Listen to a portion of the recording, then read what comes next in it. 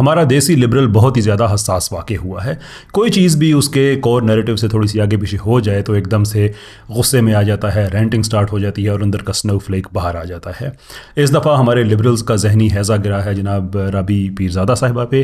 वल क्यों गिरा है, आइए पहले राबी साहिबा को सुनते हैं और उसके बाद फिर तबसरा करते हैं। मैं आपको बताता हूँ कि उनको असल में इस दफ़ा तकलीफ़ किस चीज़ की है।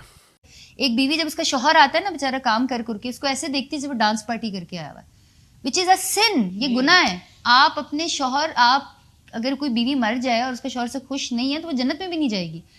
तो आप आजकल की जो बीवियां हैं वो अपने शौहरों के साथ जो कुछ करती हैं, that has to be correct. Women empowerment के बारे में इतना दूर तक निकल आए कि आजकल जो शौहरों के साथ हो रहा है, यू हैव नो आइडिया। ये हैं वो जुमले जो असल में हमारे लिबरल्स को बहुत ज़्यादा गिरां गुजरे, इसलिए कि जहाँ से उनकी अक्ल इंपोर्ट होती है वहाँ पे feminism is the only way. Feminism के अलावा अगर आपने कोई बात भी की तो हमारे लिए बड़ा मसला बन जाएगा, राइट। और जल्दी जल्दी वो फैक्ट्स एंड फिगर्स निकाल के कोई यूनाइटेड नेशंस की वेबसाइट पे भागा, कोई कहाँ भागा कि देखो भाई पाकिस्तान में कहाँ पे सारा कुछ ठीक हो रहा है। पाकिस्तान में तो औरतों की पिटाई होती है, पाकिस्तान में औरतों पर तशद्दुद होता है, कहाँ पे वुमेन एम्पावरमेंट में हम बड़े आगे गए हैं। हालांकि राबी पीरज़ादा साहिबा ने ये बात कही ही नहीं। वो बात कर रही हैं अपनी उस क्लास की जिसके बारे में उन्होंने वीडियो में कहा भी कि मेरा जिसमें उठना बैठना है सो कॉल्ड, जिसे हम एलीट क्लास कहते हैं, व्हाटएवर एलीट मीन्स। वो उसकी बात कर रहे हैं कि वहाँ पे जो ख़वातीन हैं उन्होंने अपने मर्दों को बहुत मुश्किल में रखा हुआ है।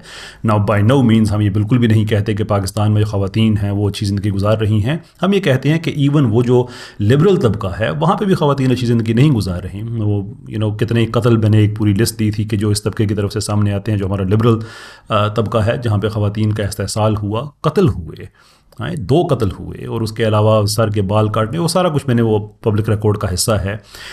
लेकिन प्रॉब्लम ये है कि हमारा देसी लिबरल एकदम से आके बताता है कि तुमने ये जो बात कही है ना कि औरत मर्द से कम है, and I think Rabi misspoke here, वो ये नहीं कहना चाह रही थी क्योंकि बात कॉन्टेक्स्ट जो है वो हस्बैंड एंड वाइफ का था। तो उन्होंने ये तो नहीं कहा कि औरत जो है वो जनरली स्पीकिंग मर्द से कम होती है, अगरचे उनके अल्फाज यही थे, लेकिन जो कॉन्टेक्स्ट है ओवरऑल गुफ्तगू का वो हस्बैंड और वाइफ का है। लेकिन देसी लिबरल हो और बददियानत ना हो, ये कैसे हो सकता है? उन्होंने इसको अप्लाई कर दिया कि वो ये कह रही हैं कि ओवरऑल जो औरत होती है वो मर्द से कम होती है। हालांकि इस्लाम में ऐसा कोई तसव्वुर सिरे से है ही नहीं। इस्लाम में इज़्ज़तें आती हैं कैपेसिटीज़ के साथ, और तकलीफ़ असल में ये है कि उन्होंने एक इस्लामी बात की है।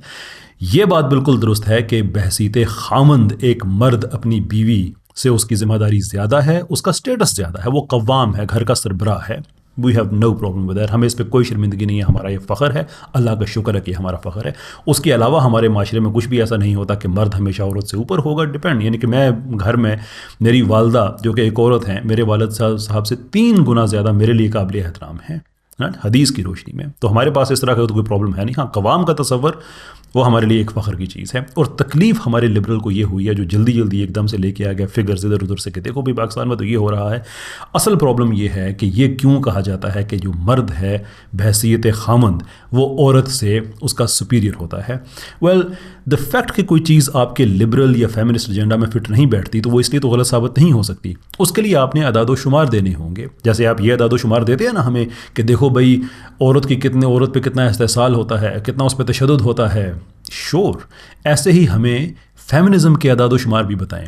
आप हमें बताएं कि 40% शादियाँ अमेरिका में जो तलाक की में वो एंड अप होती हैं, तलाक हो जाती हैं, शादियाँ टूट जाती हैं बिकॉज ऑफ फेमिनिज़म।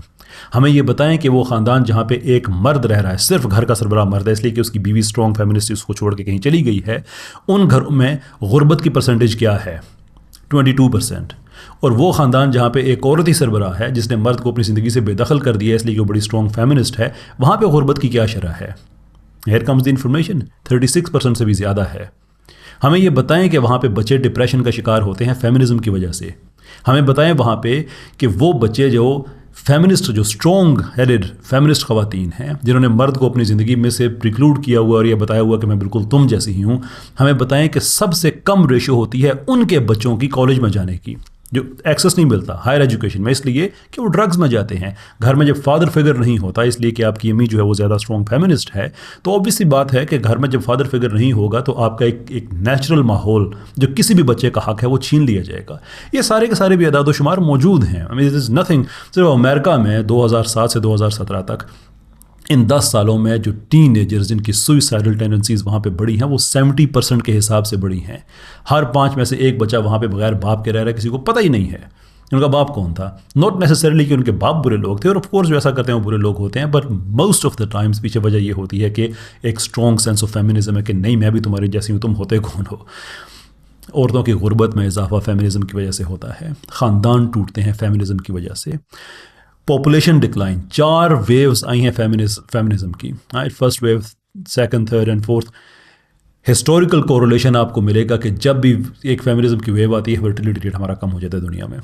60s में एक काम स्टार्ट हुआ, 60s में फर्टिलिटी रेट 5 था, आज 2.5 है। 5 का मतलब ये है कि जो औरतें बच्चे पैदा कर सकती हैं, एवरेज 5 बच्चे पैदा होते थे, आज 2.5 पे आ गया है। ना आप इंसानी आज़ादियों की बात करें, फेमिनिज्म की बात करें, इंसानी हकूक़ की बात करें, किसी भी चीज़ की आप बात करें, तो जो सबसे ज़रूरी चीज़ आपको चाहिए वो है इंसानी आबादी। इंसान होंगे तो ये सारी चीज़ें अच्छी लगती हैं।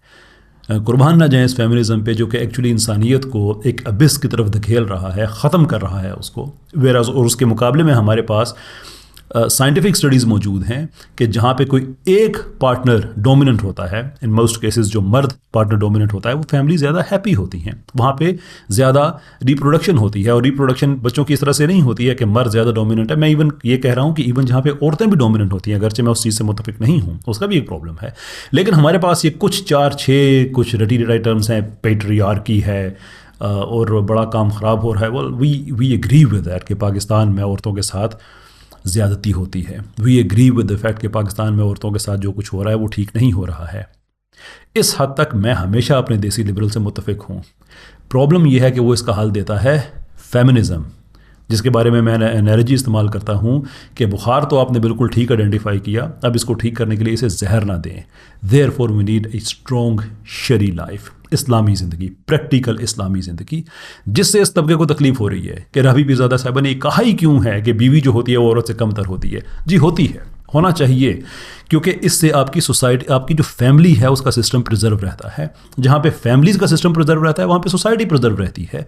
अगर आप समझते हैं कि ज़िंदगी लिबरल्स के लिए तो ये दुनिया ना एक भंग का एक बहुत बड़ा प्याला है जिसके अंदर सब मस्त मस्त में रहें, कोई ख्याल नहीं है आइंदा आने वाली जनरेशन्स को हमने क्या पास ऑन करना है, क्या तहजीब हमने पास ऑन करनी है, कौन सा हमने ह्यूमन एक्सपीरियंस हमारा जो है जैसे तहजीबें बनती हैं वो पास ऑन करना है। None of that is their concern. उनका कंसर्न यही है कि बस खाओ पियो, शराबें पियो, boyfriend girlfriend, one night stand, there is a strong women.